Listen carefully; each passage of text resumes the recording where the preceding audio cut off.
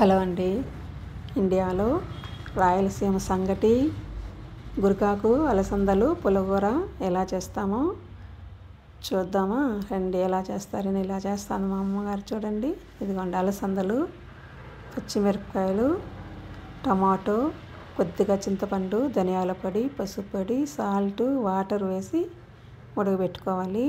వీటిని మెత్తగా ఉడికిపోయేదాకా బాగా ఉడకబెట్టుకునేసి తర్వాత ఆ నీళ్ళు వంచేసి ఎనుపుకొని మళ్ళీ తిరగబోచేసి కొంచెంసేపు బాయిల్ చేసామంటే బాగుంటుంది కూర.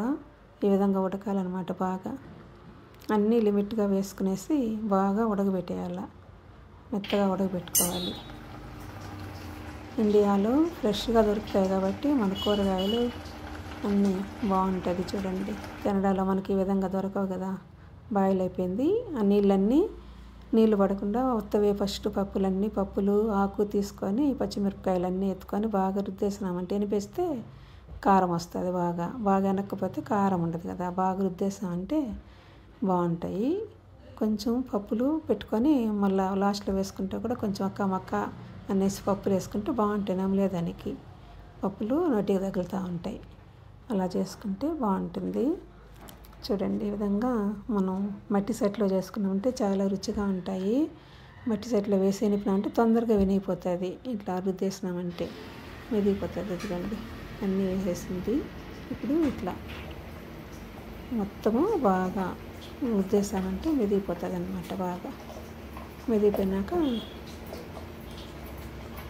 దీన్ని ఎనిపేది అంటారన్నమాట మా భాషలో. ఇక్కడ ఇండియాలో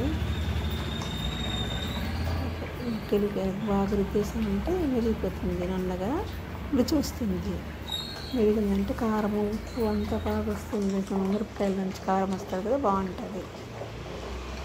ఇంకా అన్నీ వేసేసి బాగా ఉడకబెట్టేసి ఎనుక్కునేసి ఇదిగోండి ఆయిల్ వేసుకొని ఆయిల్ వేడయ్యాక కొద్దిగా వడియాలు పడతామన్నాం కదా, ఆ వడియాము కరివేపాకు వేసి తిరగ ఆనియన్ వేసి ఇదిగోండి వడియం వేసింది. వడియం కొంచెం వేగిన తర్వాత కరివేపాకు వేసుకోవాలి.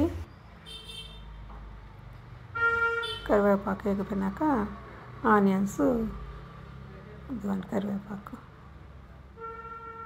ఆనియన్స్ స్మాల్ ఆనియన్స్ ఉంటాయి కదండి, అవి చూడండి ఎంత బాగుంటాయి. వేస్తే రుచి కూర చాలా కమ్మగా ఉంటుంది. మరి ఎగ్ ఫ్రైకి ఈ కరువాళ్ళకు అవి వేసామంటే ఈ స్మాల్ ఆనియన్స్ వేసి భలే టేస్ట్ ఉంటుంది. సూపర్గా ఉంటుంది టేస్ట్. ఉత్త ఆనియన్స్ కూడా వేయించుకొని ఉప్పు కారం వేసుకొని అన్నంలో కలుపుకుంటే కూడా బాగుంటుంది. పొడి శనగగింజలు పల్లీలు కూడా కొంచెం వేసి ఏం చేసినామంటే బాగుంటుంది రైస్లోకి. అంతే అండి. ఆనియన్స్ వేగిపోయిన తర్వాత ఈ కూర అంతా దాంట్లో పోసేసి కొంతసేపు ఉడకబెట్టేసి ఆఫ్ చేసినామంటే చాలా బాగుంటుంది. ఇంకేం వేసే పని ఉండదు. అంతే. అది కొంతసేపు బాగా ఉడకనిచ్చి పచ్చివాసన లేకుండా కొంచెం బాగా ఉడకనిచ్చి ఆఫ్ చేసినామంటే చాలా బాగుంటుంది. దీనిలోకి కాంబినేషన్గా మనకు రైస్ కంటే కూడా చపాతీ, తర్వాత వచ్చి రోటీ, పుల్కాలోకి, సంగటిలోకి చాలా బాగుంటుంది రాయలసీమ సంగటి. అలాగే ఇది కూర అయిపోయినాక అదిగోండి ఆఫ్ చేసి అట్లా సంగటికి పెట్టాను. చూడండి, సంగటికి ఎసురు ఈ విధంగా బాగా ఉడకనిచ్చి బియ్యం కడిగి పెట్టేస్తాను. ఆ బియ్యం ఇందులో వేసేయాలి.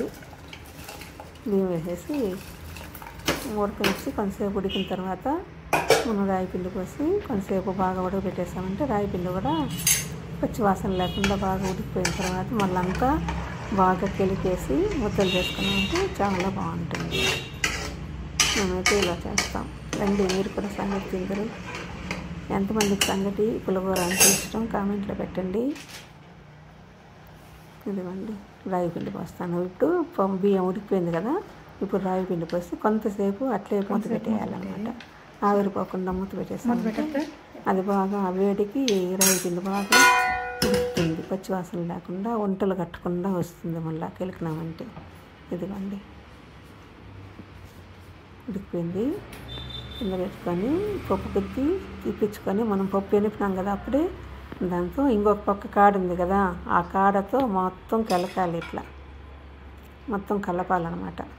ఇదిగోండి ఈ విధంగా మొత్తం కలుపుకునేసి మళ్ళీ ముద్దలు చేసుకున్నామంటే బాగుంటుంది. రాగి ముద్ద రాయలసీమ సంగటి, రాగి సంగటి, రాయలసీమ ముద్ద చూడండి. ఈ విధంగా చేసుకుంటే చాలా బాగుంటుంది. ఈ సంగటి చికెన్లోకి, మటన్లోకి, ఈ పులిహోరలలోకి, పప్పు కూరలోకి ఇట్లా చేసుకున్నామంటే చాలా రుచిగా చాలా బాగుంటుంది. ట్రై చేయండి మీరు కూడా. సంగటి ఎలా వచ్చింది, కూరకు పులిహోర ఎట్లా ఉంది అని చెప్పండి కామెంట్లో. ఎంతమందికి ఇష్టమో కామెంట్లో పెట్టండి. మాకు ఇష్టము అనేసి చూడాలి ఎన్ని కామెంట్లు వస్తాయి, ఎన్ని లైక్లు వస్తాయి అనేసి. అంతే అండి, సంగటి అయిపోయింది.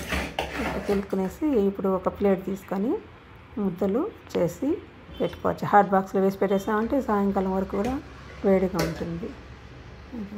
అంతే.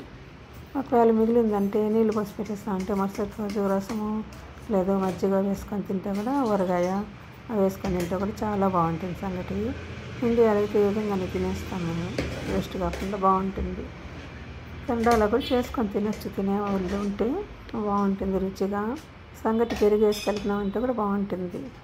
మరి పెరుగు సంగటి వేసి కలిపి ఇంకా టేస్టీగా ఉంటుంది.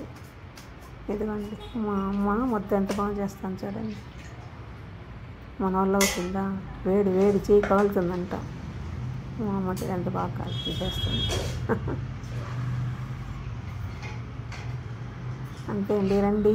మీకు ఇష్టమైతే తినేసి పదాలండి. సంగటి, పుల్లకూర, ఇలాగనే పప్పు, చింతాకు పుల్లకూర కూడా చేసుకోవచ్చు. ఇట్లా మనం కూరలన్నీ కూడా ఈ విధంగా చేసుకొని సంగటి కలుపుకొని, సంగట్ల మధ్యలో హోల్ చేసుకొని కూర వేసుకొని నెయ్యి వేసుకొని ఈ విధంగా హోల్ చేసుకొని తింటే